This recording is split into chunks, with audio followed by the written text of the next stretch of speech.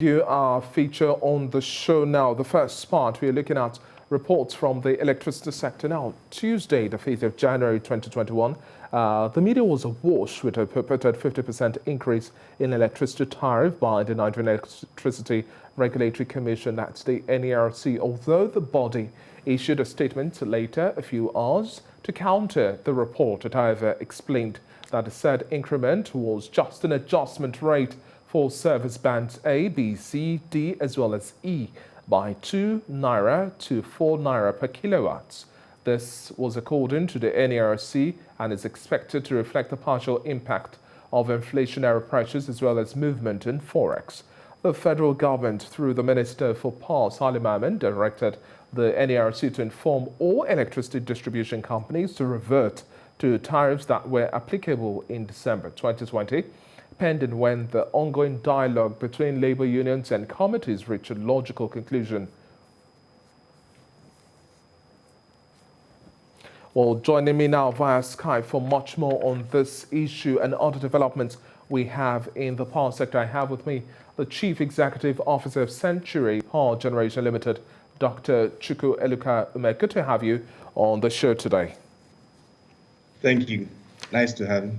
Exactly. Now, let's start first and foremost with the statement from the Minister of Finance, Budget and National Planning barely 48 hours ago, insisting that the federal government has made no provision for either electricity or fuel subsidy this year. Now, we've seen an upward adjustment over the past few months in the power sector in a bid to achieve cost-reflective tariffs, but they have been back and forth in the sense that achieving a sustainable tariff regime, fair enough for Nigerians, and also ability to sustain the power sector. What do you make of all of these issues we've had so far, and how do we perfect the current pricing model for the power sector? Thank you for that question. You know, I've always said that we need to have a cost-reflective tariff in Nigeria. And it's only after we have a cost-reflective tariff that customers have to pay that we can make the required investment in the entire sector. However, I also note that this tariff regime, the increase in tariff, is coming at maybe the wrong time when the economy is really, really harsh. You know, people are suffering. The pandemic has caused a lot of loss in income across the country and across the world as a whole. So this is probably coming at the wrong time. And if we had made the small adjustments in tariff over the years, like we were supposed to, according to the rules that were set by NERC, maybe this wouldn't have seemed like a very harsh increase. However, it is what it is. We have the situation we have now. The question is, how do we deal with it?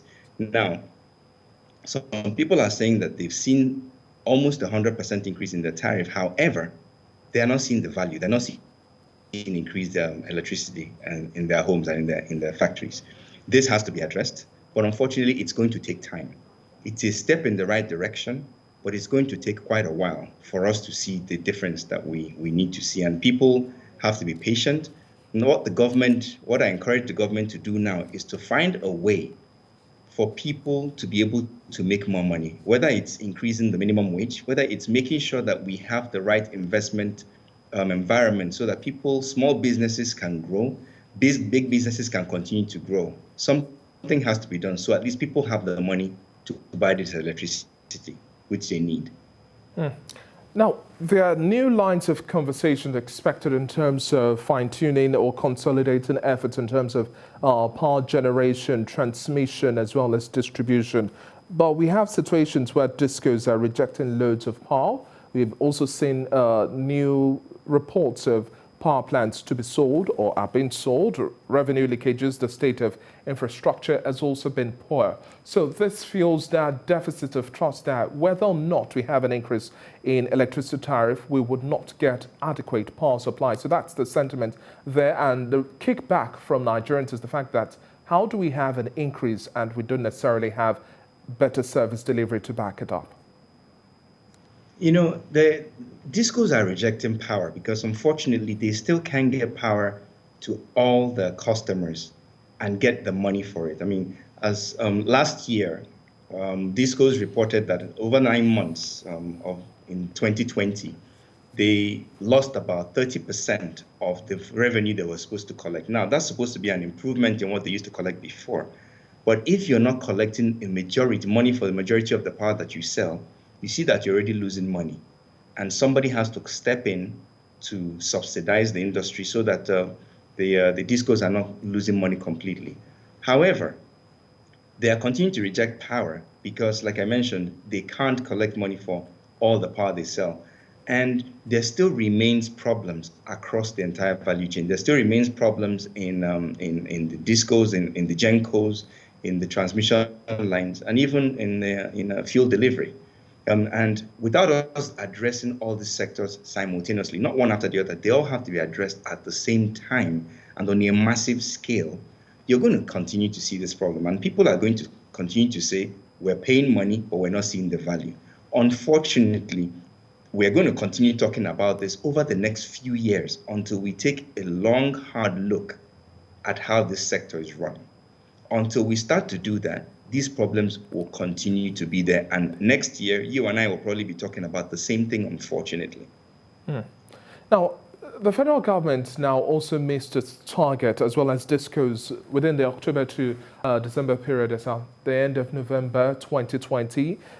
They barely met about 2% of the 1 million units target in terms of installation for meters. That's just translating to about 16,000 units of meters installed. And even if we have the reports from December added, let's just round it up to about 20,000, barely 2% of the target set. So if we're going at the rate of 8,000 units of meters installed per month, it would take quite a long while, years to come, before we can even achieve the 1 million target set for the first phase of this unit supply. What do you make out of the rollout and in terms of the synergy with local manufacturers? Because at the end of the day, we ought to explore the capacity of local meter assembling companies in Nigeria. Take, for example, you have 3 sets, and then you have one that generates about 100,000 per month. You have another that does about 80,000. You ought to work on the cumulative effort, but we can't seem to understand what's going on between the target set and what we've achieved. What are the fundamental issues we ought to be addressing to meet these targets of metering? You know, I think manufacturing meters in Nigeria is the right thing to do. We have to empower our local manufacturers so that the money that they produce stays in Nigeria and helps to continue to invest in our economy. However, I would say that rather than the government putting money into buying these meters, I keep saying it, allow the private sector to drive this. So if the local manufacturers are empowered, they're given more incentives to help them manufacture much more or manufacture more quicker, you will see meters being rolled out at a faster rate. The rate we're going at, you would never be able to keep up with the demand. And don't forget, some of the meters that have already been installed need to be replaced. You know, some of them are old, some have become faulty. Those need to be replaced. So I think that we need to have a focus on empowering the manufacturers that are already manufacturing, creating an environment where new manufacturers, Nigerian manufacturers, can also grow. If some people want to import meters, that's still okay for us to be able to meet the numbers that we need to meet. I mean, we have over 200 million people in this country, right? And for us to make a dent in the number of meters that need to be rolled out, this is the approach we have to take. Focus on empowering the manufacturers, not the government buying the meters or giving money for the meters to be bought. The discos are going to be ultimately responsible for making sure that these meters get in the hands of their customers. It's just like someone buying a cell phone. You know, you buy a cell phone, you buy a SIM card. Next thing you're going to do is to buy credit. But it's not the telco's business to go out and buy a phone and give you. It's their business to sell you a SIM card. So SIM cards become cheap so that more people can buy SIM cards.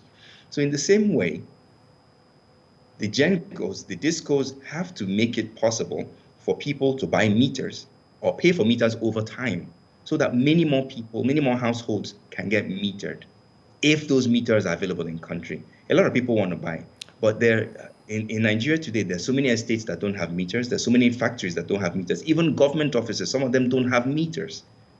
This is what I think needs to be done. Dr. Eluka, let's paint a clearer picture at this point in time. Now, the ripple effect of the lull in terms of meter installation fuels the already existing exploitative tendencies we have, which comes along with estimated billing. How long do you see this lasting? We ought not to have this sort of conversation in 2021, but we're here faced with this hurdle, which is quite difficult to cross if you're looking at this level of meter production, assembly, and then installation. There's so much confusion out there, and unfortunately, the right information across the board is not out there. When I ask a question, if I ask Ikeja Disco, for example, how many potential customers do you have? I'm not going to get an answer that will tell me the actual what's actually on ground. So they can't really tell you we need 10 million meters or we need 200 million meters or whatever. So we first of all need to start getting the right information. And for us to get the right information, we have to have the right people asking the right questions. And for us to have the right people asking the right questions, it means that the right people need to be in the industry, helping the government to drive what needs to be done. That's only when we can now start even asking the right questions. And only then can we start figuring out exactly what needs to be done. However, the discos, I mean, if we're pumping power to the discos from the GENCOs, right? And the discos need to know how many people are metered, how many people can you get power to? The ones that are not metered, that they're doing estimated billing, how many are there, right? And where are these people located? Do you have the right infrastructure to get the power to them? These are some of the questions we need to start to ask so that we can say, these are the number of meters that you need to have in this area or in that area or wherever.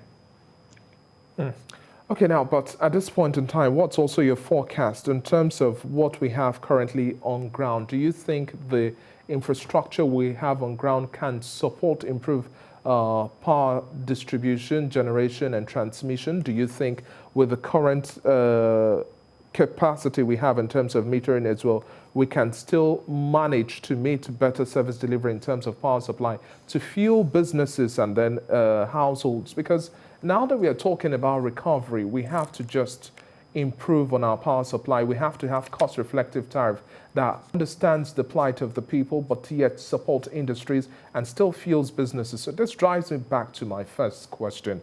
What sort of engagements do you expect with key stakeholders in this regard in terms of the power sector so that we can have short-term goals being met, medium-term goals being met, and then the long-term goals being met? Who are supposed to be brought to the conversation? That's I think, one of the most important questions that we need to address. The infrastructure we need is not there. We're talking about the transmission infrastructure in the country being less than 10,000 megawatts. So even if we generate 25,000 megawatts in the next 3-4 years, we can't transmit that power. And then if we do fix the transmission infrastructure and the power actually gets to the discos, you can't distribute because some of the infrastructure, the lower voltage lines, the 33 kV, the 11 kV lines are not adequate. Some of them are too old, they need to be replaced. The transformers, some of them are out of date, are dated. Some of them are not really working efficiently and need to be changed. And then, of course, you come to the meters. For us to have a proper engagement, we don't need any more committees. I've said it before, we have too many committees. We don't need any more committees. What we need to do is to look at this as a pure business. Someone is trying to get a commodity out to people. That someone is a combination of the discos, the transmission company, the GENCOs, the gas supplier, the gas transporter. If you allow these folks to do business between each other as a pure business trying to sell a commodity, the disco will start to answer some of these questions that I'm asking, which is, how many customers are you trying to sell power to? If they answer that question, then the transmission company will know exactly how much power it is trying to wield to the discos, from the GENCOs to the discos. The GENCOs will then know how much capacity they actually need to have to supply to the discos through the TCN. And then the gas supplier and the gas transporter will then know how much gas they actually need to move. Now, of course, you're going to have other people in the mix. People generating with the solar facilities, people generating from the hydro. right? This is the only way we're going to start having a complete and organic conversation. Of course, with the government behind, creating the right environment for this to happen, and also creating the right regulations to support this market. And of course, the banks behind supporting with money, not just the local banks, but the international banks. Then the courts behind enforcing whatever agreements are signed. This is not rocket science, but guess what?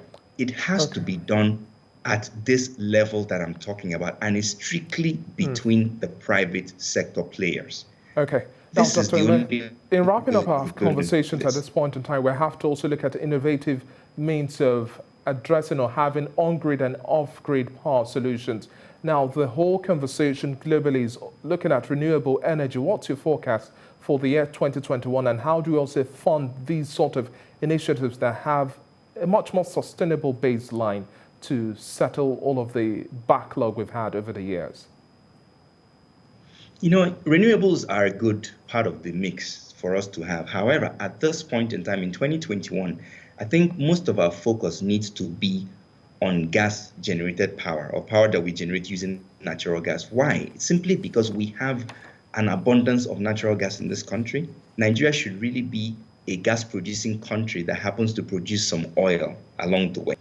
If we look at Nigeria that way, then I think over 90% or thereabouts of our power should be produced based on gas. Okay. Maybe 2% or thereabouts should be produced with renewables. And then, of course, the balance will be produced with hydro.